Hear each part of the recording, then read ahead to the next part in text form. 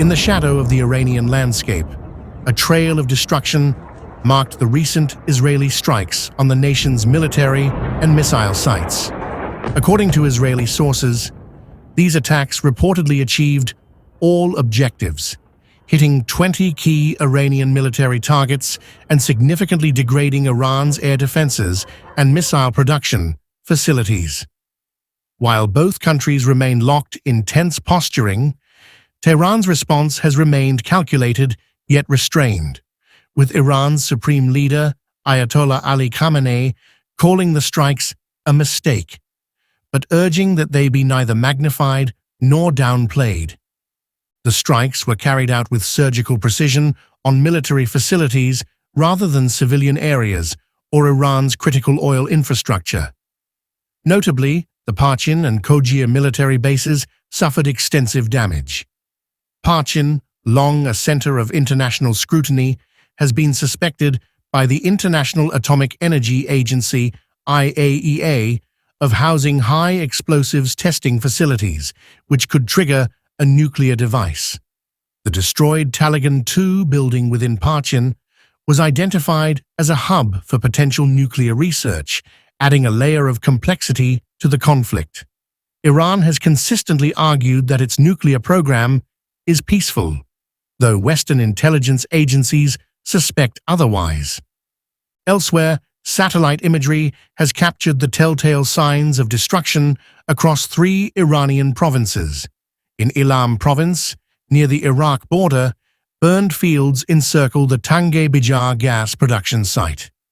But perhaps the most striking satellite evidence comes from near Tehran, where Khojir, a secretive military installation purportedly housing missile production facilities and underground tunnels, bore the brunt of the attack. The strikes seemed calibrated, focused on minimizing collateral damage, yet clearly aimed at disrupting Iran's missile production capabilities. The effects of these precise strikes may be far-reaching.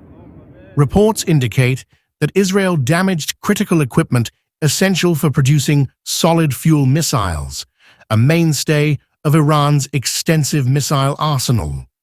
Sources close to the Israeli operation suggest that these targeted facilities could be disabled for up to 2 years. Such a setback could hamper Iran's ability to supply ballistic missiles to regional allies and proxies, including Hezbollah in Lebanon and the Houthis in Yemen, weakening Tehran's broader influence across the Middle East. Israel, meanwhile, has made its stance clear. Prime Minister Benjamin Netanyahu stated that Israel achieved all its goals in this round of attacks, signaling a readiness to escalate if necessary. "We have struck severely at Iran's defensive and offensive capacities," he proclaimed, alluding to further action should Iran retaliate.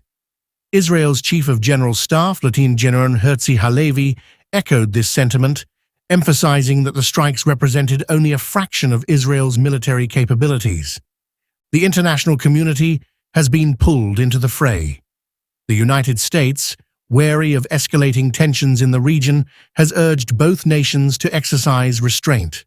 However, senior Israeli officials have hinted that the U.S. may need to reconsider its stance on Iran.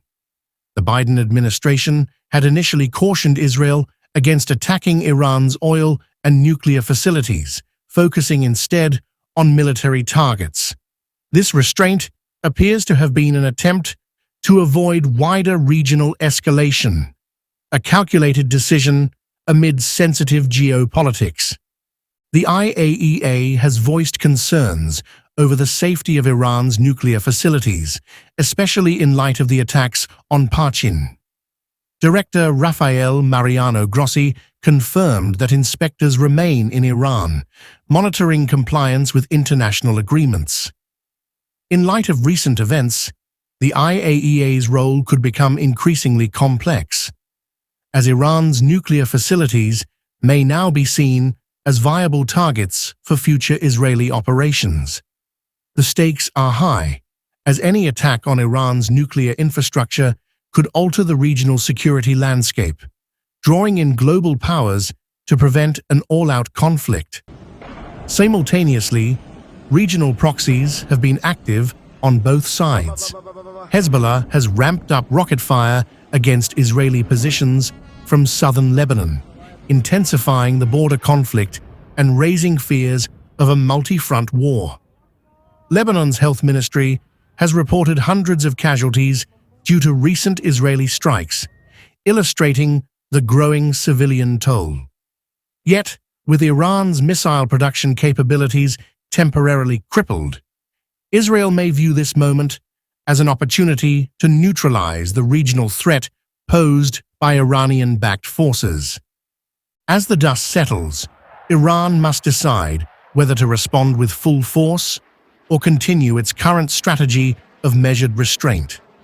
Israel's strategic focus on military rather than civilian targets may give Iran a diplomatic exit, allowing Tehran to save face without immediate retaliation. However, Iran's leaders, from President Masoud Pezeshkian to Khamenei, have emphasized that Israel's strikes will not go unanswered.